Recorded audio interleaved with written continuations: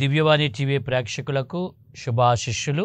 ఈ తపస్కాలములో రమారమి మనం 10 రోజుల ప్రయాణాన్ని కొనసాగించి క్రీస్తుని అనుసరణలో ఆయనకు అతి దగ్గరగా ఉండటానికి ఈ తపస్కాలం మనకు ఉపయోగపడుతుందని ధ్యానాంశంగా ఒక చక్కని ఆధ్యాత్మిక పుస్తకం ది ఇమిటేషన్ ఆఫ్ క్రైస్ట్, తెలుగులో క్రీస్తుని అనుసరణ అనేటువంటి పుస్తకంలో ఉన్నటువంటి భావాలని మనం ఒక్కొక్క రోజు కూడా ధ్యానిస్తూ ఉన్నాం. క్రీస్తుని అనుసరించటానికి, ఆయన వెంబడి మనం ఆయనతో కలిసి ప్రయాణం చేయటానికి ఆటంకంగా ఉండేటువంటి విషయాలని ఒక్కొక్కటి కూడా మనం గ్రహిస్తూ వాటి మీద మనం ఆధ్యాత్మిక ఆలోచన చేస్తూ ఈ చక్కని గ్రంథం నుంచి చెప్పినటువంటి కొన్ని హితవచనాలని, సూక్తులని ఆధారంగా తీసుకొని బైబిల్ వాక్యాలతో క్రోడీకరించి మనం ఒక్కొక్క అంశంలో మనం ఎదగడానికి, వేటిని వదులుకోవాలో వాటిని వదులుకోవటానికి ప్రయత్నం చేస్తూ ఉన్నాం. ఒకవేళ ఈ 10 రోజుల్లో మనం చేసిన ఈ ప్రయత్నంలో ఒక అడుగు మనం ముందుకు వేసి ఉన్నట్లయితే మనం శుభ పరిణామమే, చాలా సంతోషమే. మనం ఆధ్యాత్మికంగా ముందుకు వెళ్తున్నట్లు ఇప్పుడు భవిష్యత్తులో కూడా వీటిని మనం ఆచరించే ప్రయత్నం చేద్దాం. ఎందుకంటే 600 సంవత్సరాల క్రితం రాయబడినటువంటి ఈ పుస్తకం ది ఇమిటేషన్ ఆఫ్ క్రైస్ట్ ఇప్పటికీ కథోలికులకు మాత్రమే కాకుండా ఇతర సంఘస్థులకు కూడా ఒక ఆధ్యాత్మిక విలువైనటువంటి నిధిగానే ఉన్నది. 16వ శతాబ్దంలో వచ్చినటువంటి రివైవల్, ఆధ్యాత్మిక మార్పులో ఈ పుస్తక భావాలు ఎంతో ఉపయోగపడ్డాయి. అప్పటి పుణ్యచరిత్రులు అనేక మంది దీన్ని ఆధారంగా వాళ్ళ యొక్క భావాలను ప్రకటించడానికి కూడా తీసుకుని ఉన్నారు. ఈ క్రమంలో ఈరోజు మనం ధ్యానించేటువంటి అంశం స్వార్థంతో కూడినటువంటి మానవ జీవితంలో నన్ను నేను ప్రేమించుకోవడం, స్వార్థంతో కూడినటువంటి ప్రేమ, సెల్ఫ్ లవ్, స్వార్థపూరితమైనటువంటి ప్రేమ. మరి దీనికి ప్రేమ అనే పదం వాడినప్పుడు స్వార్థం అనేది, ఈ రెండు పదాలు ఎలా ఇమిడుతాయి, ఎలా కోయిన్సైడ్ అవుతాయని కూడా మనం ఆలోచించవచ్చు. సెల్ఫిష్నెస్ అండ్ లవ్, స్వార్థం, ప్రేమ రెండు ఒక చోట ఉండగలవా అని. కానీ ఈ ప్రేమని మనం స్వార్థం కోసం మలుచుకోవడం, నా కోసం నేను మలుచుకోవడం అనేటువంటిది స్వార్థపూరితమైనటువంటి ప్రేమ అవుతుంది.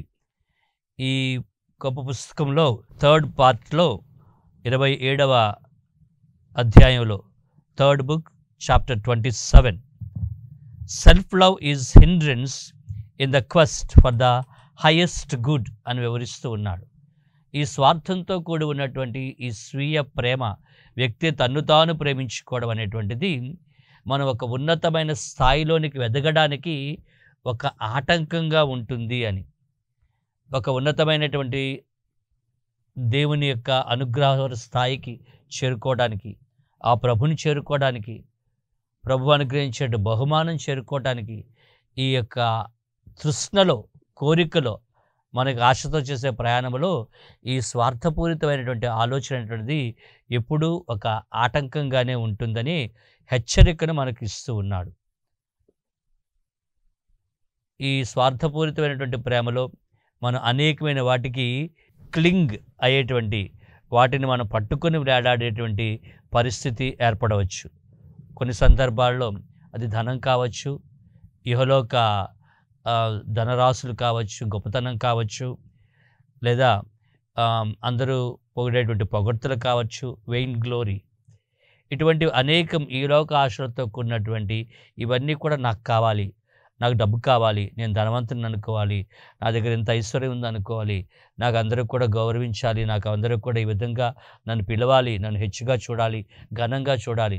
ఇవన్నీ కూడా ఈ vein glory,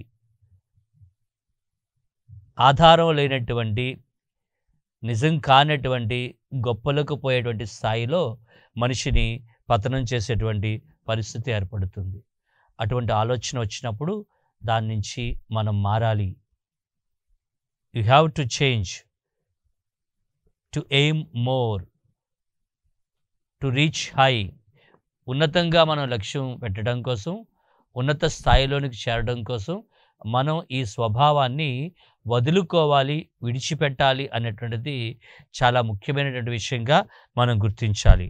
on self denial and giving up of one self, casting away all our selfishness is very important. Self denial, నన్ను నేను వదులుకోవడం, నా స్వార్థపు ఆలోచన వదులుకోవడం, నా స్వార్థపు అహంభావాన్ని వదులుకోవడం, నా స్వార్థపు వెరితనంతో ఉన్నటువంటి గొప్పతనాన్ని నేను వదులుకోవడం. ఈ విధంగా ఒక్కొక్కటి కూడా స్ట్రిప్పింగ్ ఆఫ్ అంటాడు, ఒక్కొక్కటిని కూడా వదులుకోవడం అనేటువంటిది. ఆధ్యాత్మికతలో ఎదగడం అంటే వీటన్నిటినీ కూడా, ఈ నెగిటివ్స్ అన్నిటినీ కూడా టు స్ట్రిప్ ఆఫ్, వాటిని మనం వదులుకుంటూ వెళ్ళినట్లయితే నూతనంగా క్రీస్తుని మనం ధరిస్తూ మనం ఉన్నతమైనటువంటి స్థాయిలోనికి, క్రీస్తుతో నడిచేవారి స్థాయిలోనికి మనం వెళ్ళడానికి అవకాశం ఉంటుంది. ఆ విధంగా చేయటానికి మనం you have to renounce your desire, then you discover peace, you discover Christ. Renounce your desires, ఈ కోరికలతో కూడినటువంటి వలయములో, ఈ కోరికలతో కూడినటువంటి ఆలోచనలో, ఈ ప్రభావం నుంచి నీవు వాటిని వదులుకునే ప్రయత్నం చేసినప్పుడు, when you renounce these desires, you grow in peace of Christ and with Christ. నీలో ఒక ప్రశాంతత, దైవ సాన్నిధ్యము, దైవ సాన్నిధ్య అనుభవము, దైవ సహవాస స్థాయిలోనికి నువ్వు చేరేటువంటిది ఉంటుంది. అయితే ఆ స్థాయిలోనికి చేరటానికి మనం గ్రహించవలసిన విషయాలు మనం తెలుసుకుంటూ ఉన్నాం. దర్శన గ్రంథము 3వ అధ్యాయము 18వ వచనంలో చూసినట్లయితే, put away your earthly wisdom and gain heavenly wisdom అంటాడు. Put away your earthly wisdom and try to gain secure heavenly wisdom అని ఈ గ్రంథంలో 3వ పుస్తకంలో 32వ చాప్టర్లో, థర్డ్ బుక్ చాప్టర్ 32లో యూ హ్యావ్ టు, నువ్వు ఈ ఎర్త్లీ విజ్డమ్, ఇహలోక సంబంధమైనటువంటి విజ్ఞానంతో నేను గొప్పవాడిని అయిపోవచ్చు, ఇవన్నీ సాధించుకొని వీటిలో నేను మ్రగ్గి ఉండొచ్చు అనేటువంటి స్థాయి నుంచి ఉన్నతము వైపు, ఉన్నతమునకు తీసుకుని వెళ్ళేటువంటి జ్ఞానము వైపు మన దృష్టిని మరల్చమని భక్తపరుడు అన్నట్టుగా మన ఈ దర్శన గ్రంథంలో 3:18లో కూడా మనం చూస్తూ ఉన్నాము.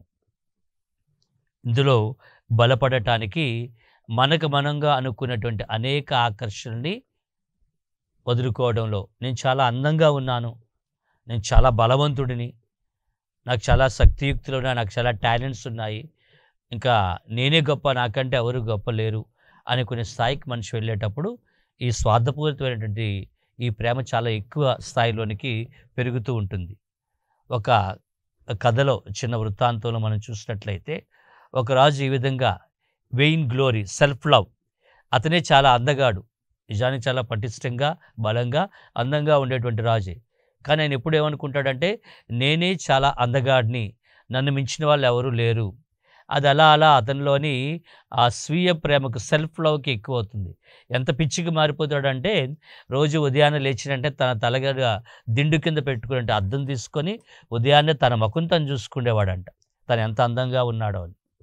ఈ విధంగా ఆయన గర్వంగా I'm the most handsomest king on earth అని ఎప్పుడు చెప్పేవాడంట. అలా చెప్తూ ఉండేటప్పుడు, ఈ డాంబికంగా గొప్పలు చెప్పుకునేటప్పుడు ఒకసారి ఈ విధంగా అన్నాడంట, I'm the most handsome king on earth, I'm more handsome than all the gods. నేను ఈ లోకంలో ఉండే రాజులందరికంటే నేనే చాలా అందగాడిని, అంతేకాదు దేవుళ్ళ కంటే, దేవతల కంటే నేను అందంగా ఉన్నానని గర్వంగా చెప్పుకున్నాడంట. ఈ కథలో మనం చూస్తాం, ఈ మాట అటువైపుగా వెళ్తున్నటువంటి మరి దేవుడు ఆలకించాడంట. ఆలకించి, ఇందులో ఎంత గర్వం ఉందా, ఒక గుణపాఠం చెప్దాం, ఏదో ఒకటి చేయాలి అని అనుకునేటప్పుడు పక్కనే ఒక ఎద్దు కనిపించింది 2 కొమ్ములతో. 2 హార్న్స్, 2 కొమ్ములు ఈ రాజుగారికి ఇస్తే చాలా బాగుంటుందని 2 హార్న్స్ టు ద కింగ్ అన్నాడంట. అంటే రాజుగారికి వెంటనే తల మీద 2 కొమ్ములు వచ్చాయంట. మరుసటి రోజు దీన్ని చూసేసరికి 2 కొమ్ములు ఉన్నాయి. ఇంక చాలా బాధపడ్డాడు. దాన్ని ఏదో విధంగా కప్పేసే ప్రయత్నం చేయమని అతని ఆస్థానంలో ఉన్నటువంటి మంగళవాడిని, రాయల్ బార్బర్ని పిలిచి దాన్ని ఏదో విధంగా సెట్ చేసి కప్పేయమని ఒక టర్బన్ పెట్టుకున్నాడు. ఒక టోపీ పెట్టుకొని హాయిగా ఉన్నాడు. ఇంకెవరికి తెలియదు అనుకున్నాడు. కానీ ఈ రహస్యాన్ని ఈ బార్బర్, ఈ మంగళవాడు ఉంచుకోలేక ఆ రాజుగారి కోటలో చివరిలో ఉన్నటువంటి ఒక చింత చెట్టు దగ్గరికి వెళ్ళి, టామరిన్ ట్రీ దగ్గరికి వెళ్ళి ఈ రహస్యాన్ని నెమ్మదిగా ఓ 3 సార్లు చెప్పాడంట. రాజుగారికి 2 కొమ్ములున్నాయి, రాజుగారికి 2 కొమ్ములున్నాయి, రాజుగారికి 2 కొమ్ములున్నాయని. హమ్మయ్య చెప్పేస్తాను అనుకున్నాడు, ఇంటికి వెళ్ళిపోయాడు. ఆ మధ్యనే మరి ఒక పెద్ద గాలి వర్షం వచ్చి చెట్టు పడిపోయిందంట. ఆ చింత చెట్టు పడిపోయింది. చింత చెట్టు పడిపోయిందని రాజుగారికి చెప్పారు. సరే, ఆ చింత చెట్టుతో, ఆ కర్రతోని మంచి డ్రమ్స్ తయారు చేసి కోటలో వాయించమన్నాడంట. మంచి డ్రమ్స్ తయారు చేసి కోటలో వాయిస్తూ ఉంటే అవి డప్పు చేయవలసిన ఆ యొక్క శబ్దం, ధమ్ ధమ్ ధమ్ అనే శబ్దం రాకుండా రాజుగారికి 2 కొమ్ములున్నాయి, రాజుగారికి 2 కొమ్ములున్నాయి, రాజుగారికి 2 కొమ్ములున్నాయి శబ్దం వచ్చిందంట. అప్పుడు ఇంక రాజుగారు కోట వదిలేసి వెళ్ళిపోయారు. ఇక్కడితో స్టోరీ అయిపోతే నేను చెప్పేవాడిని కాదు. ఈ స్టోరీకి 2వ భాగం ఉంది. ఆయన అడవిలోనికి వెళ్ళాడు. అడవిలోనికి వెళ్ళిన తర్వాత అక్కడ ఆయన ప్రకృతిని చూశాడు. ప్రకృతిలో ఉన్నటువంటి అందం చూశాడు. రకరకాల జీవుల్లో ఉంటే అందము, నైపుణ్యం చూశాడు. He learned about the beauty of the world around him and to care for creatures smaller than himself. ఈ సృష్టి అంతటిలో కూడా అందం ఉంది, గొప్పతనం ఉంది. ప్రతి జీవిలో కూడా అందం ఉంది, నాలో మాత్రమే కాదు అనే గుణపాఠాన్ని ఆయన నేర్చుకున్నాడంట.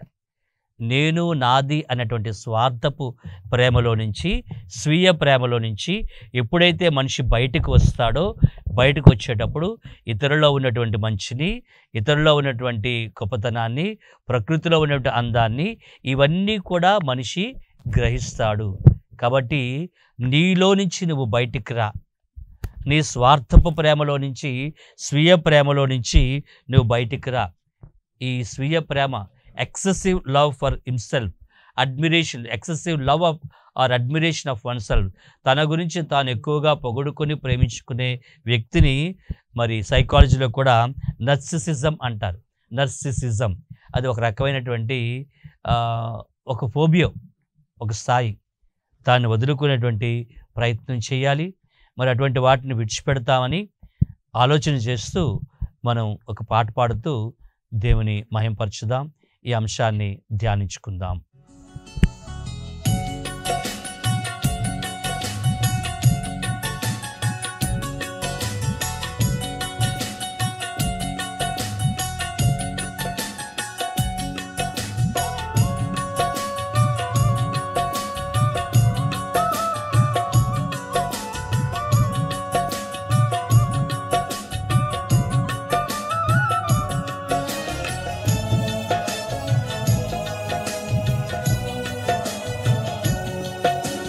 ఊహకు అందని ప్రేమ నా యేసు ప్రేమ, వెలకు అందని ప్రేమ నా యేసు ప్రేమ. ఊహకు అందని ప్రేమ నా యేసు ప్రేమ, వెలకు అందని ప్రేమ నా యేసు ప్రేమ. తరాలెన్ని మారినా, యుగాలెన్ని గడచినా, జగన మారనిది యేసు ప్రేమ. తరాలెన్ని మారినా, యుగాలెన్ని గడచినా, జగన మారనిది యేసు ప్రేమ. ప్రేమ ప్రేమ నా యేసు ప్రేమ, ప్రేమ ప్రేమ నా తండ్రి ప్రేమ. ఊహకు అందని ప్రేమ నా యేసు ప్రేమ, వెలకు అందని ప్రేమ నా యేసు ప్రేమ.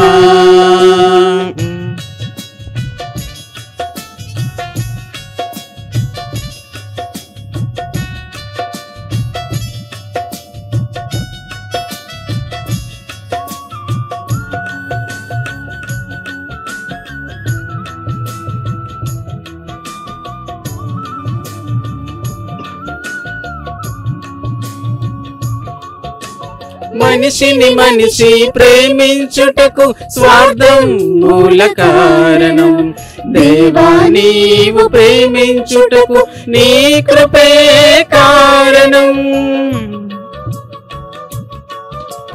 మనిషిని మనిషి ప్రేమించుటకు స్వార్థం మూల కారణం.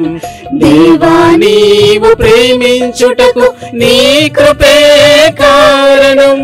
మనుషులు మారినా, మమతలు మారినా, బంధాలు వీడినా, యేసు ప్రేమ మారదు. మనుషులు మారినా, మమతలు మారినా, బంధాలు వీడినా, యేసు ప్రేమ మారదు.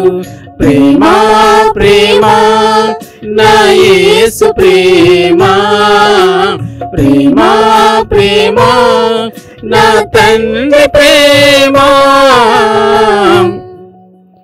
ఊహకు అందని ప్రేమ నా యేసు ప్రేమ, వెలకు అందని ప్రేమ నా యేసు ప్రేమ.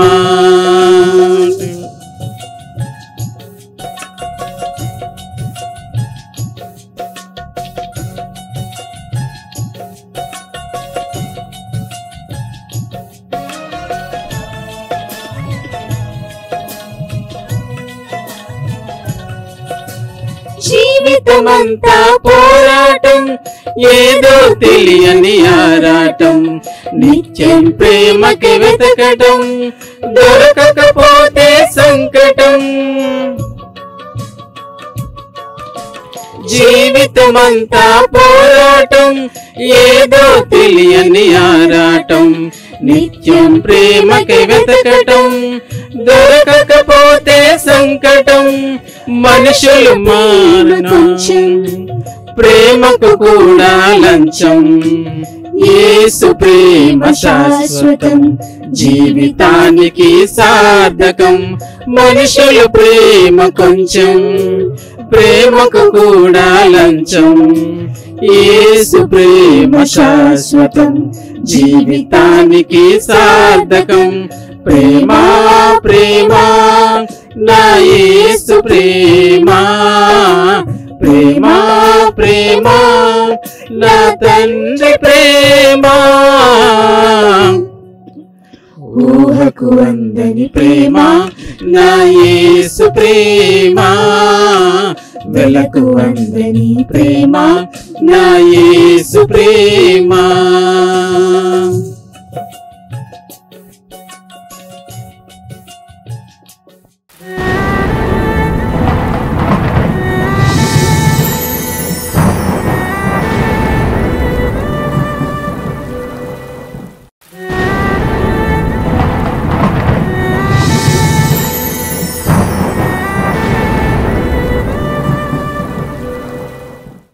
నిస్వార్థంగా ప్రేమించే ఒక స్వచ్ఛమైనటువంటి ప్రేమ స్థాయిలోనికి దేవుని బిడ్డలుగా మనం ఎదగగలమని ఈ పాటలో మనం ధ్యానించాం. మత్తయి సువార్త 5వ అధ్యాయం 46వ వచనములో, మిమ్ము ప్రేమించిన వారిని మాత్రమే మీరు ప్రేమించినచో మీకు ఎట్టి బహుమానము లభించును.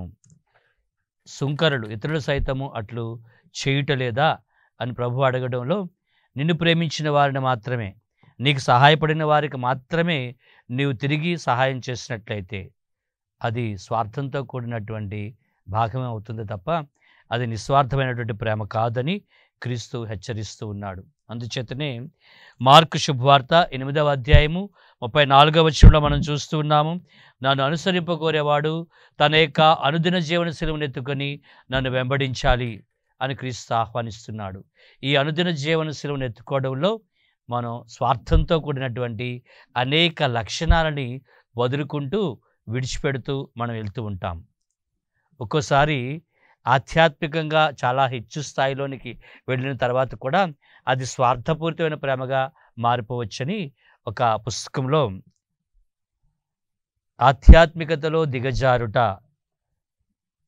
అనేటువంటి peak stage of falling in our spirituality అనే పుస్తకంలో ఈ విధంగా వివరిస్తాడు. ఆధ్యాత్మికంగా కూడా భక్తిలోను మంచితనంలో బాగా ఎదిగిన తర్వాత నేనే ఇంత గొప్ప స్థితిలో ఉన్నాను, నేనే ఇది సాధించగలిగాను అని అది నిన్ను నీవు గొప్ప చెప్పుకునే స్థాయిలోనికి నీ ఆధ్యాత్మికత కూడా నేను తీసుకుని వెళ్ళినట్లయితే మళ్ళా అది సెల్ఫిష్గా మారుతుంది. సెల్ఫిష్నెస్తో కూడినటువంటి ఆధ్యాత్మికత అవుతుంది. ఈ ఆధ్యాత్మిక వరాలను నువ్వు ఎవరితో పంచుకోవు, ఆధ్యాత్మికంగా ఎవరికి సహకరించవు, నీవు ఆధ్యాత్మికంగా ఎదిగావు అనేటువంటి ఒక స్థాయిలోనే నువ్వు ఉండిపోతావు. ఆ విధంగా కూడా నేను గర్వపు స్థాయిలోనికి సైతాను తీసుకుని వెళ్ళేటువంటి ప్రయత్నం చేస్తుంది. కాబట్టి వినయాన్వితంగా ఉండేటువంటి ప్రేమని క్రీస్తు నేర్పించాడు. యోహాను శుభవార్త 13వ అధ్యాయము 34-35 వచనాల్లో చూస్తున్నాం. నేను మీకు ఒక నూతన ఆజ్ఞనిస్తూ ఉన్నాను, మీరు ఒకరిని ఒకరు ప్రేమించండి. ఎలా? నేను మిమ్ము ప్రేమించినట్లనే మీరును పరస్పరము ప్రేమ కలిగి ఉంచండి. క్రీస్తుని యొక్క ప్రేమ యూనివర్సల్ లవ్. అందరినీ ప్రేమించాడు, అందరి కొరకు ఆ యొక్క శిలువ బలియాగాన్ని అర్పించాడు. ఇది వీళ్ళకి వాళ్ళకని చెప్పలేదు, అందరూ రక్షింపబడాలని, అందరి రక్షణ కొరకు ఆయన మరణించాడు. నేను మిమ్ము ప్రేమించినట్లనే మీరును పరస్పరము ప్రేమ కలిగి ఉండండి అని చెప్పడంలో ఈ స్వార్థపు ప్రేమను దాటుకొని మనం ప్రేమించే తత్వంలోనికి క్రీస్తు మనలను వెళ్ళమని ఆహ్వానిస్తూ ఉన్నారు. అబ్రహాం మ్యాష్లో అని ఒక సైకాలజిస్ట్, మానసిక శాస్త్రవేత్త రాసినటువంటి ఒక విషయంలో ఒక హెచ్చు స్థాయిలోనికి బాగా ఎదిగినటువంటి వ్యక్తి తన యొక్క చిన్న చిన్న స్థాయిలను దాటుకొని ఈ ఉన్నత స్థితిలోనికి వెళ్ళినటువంటి వ్యక్తిని ఆయన ఏం పిలుస్తాడంటే సెల్ఫ్ యాక్చువలైజ్డ్ పర్సన్ అంటాడు. తను తన యొక్క జీవిత స్థితిని గుర్తించగలిగినటువంటి వ్యక్తి అని. ఆ వ్యక్తి యొక్క స్థాయి ఆలోచన విధానం ఏమవుతుందంటే, నేను పొందినటువంటి ఈ మంచి, నేను పొందినటువంటి ఈ సద్గుణాలు, నేను పొందినటువంటి ఈ నైపుణ్యం, ఈ నాలెడ్జ్, ఇవన్నీ కూడా నాతో పాటు అవి అంతరించిపోకూడదు. అవి నేనుండేటప్పుడు తర్వాత కూడా నలుగురికి ఉపయోగపడేటట్టుగా ఉంటాయి అనేటువంటి స్థాయిలోనికి ఆ సెల్ఫ్ యాక్చువలైజ్డ్ పర్సన్ వెళ్తాడని. తనకున్నటువంటి టాలెంట్స్, తనకున్నటువంటి నాలెడ్జ్, తనకున్నటువంటి ఎస్థెటిక్ టాలెంట్స్, అంటే చిత్రకారుడు కావచ్చు, లేదా సంగీత విద్వాంసుడు కావచ్చు, లేదా రచనలు చేసేవాడు కావచ్చు, పుస్తకాలు రాసేవాడు కావచ్చు, వక్త కావచ్చు, ఇవన్నీ కూడా ఈ టాలెంట్స్ అన్నిటినీ కూడా తన ఉన్న జీవిత కాలంలోనూ తదుపరి నలుగురికి ఉపయోగపడాలి, అది అంతరించిపోకుండా వెళ్ళాలి, దేవుడు నాకు ఇచ్చాడు, నేను ఇతరులకు ఉపయోగించాలి అనే స్థాయిలోనికి ఎదుగుతాడు అంటాడు. ఆ ఎదిగిన స్థాయిలోనే నిస్వార్థపూరితమైన ప్రేమను మనం చూస్తున్నాం. అందరినీ ప్రేమించగలిగే తత్వం చూస్తున్నాం. ఇందాక మనం చెప్పుకున్న నర్సిసిజం అని. నర్సిసిజం అంటే సెల్ఫ్ అడ్మిరేషన్, నన్ను నేను పొగుడుకోవడం, నన్ను నేను ప్రేమించుకోవడం. దానికి క్వైట్ ఆపోజిట్ వ్యతిరేకత ఏమిటంటే ఆల్ట్రూయిజం. ఆల్ట్రూయిజం అంటే welfare of others, good of all, అందరి యొక్క మంచిని కోరుకోవడం.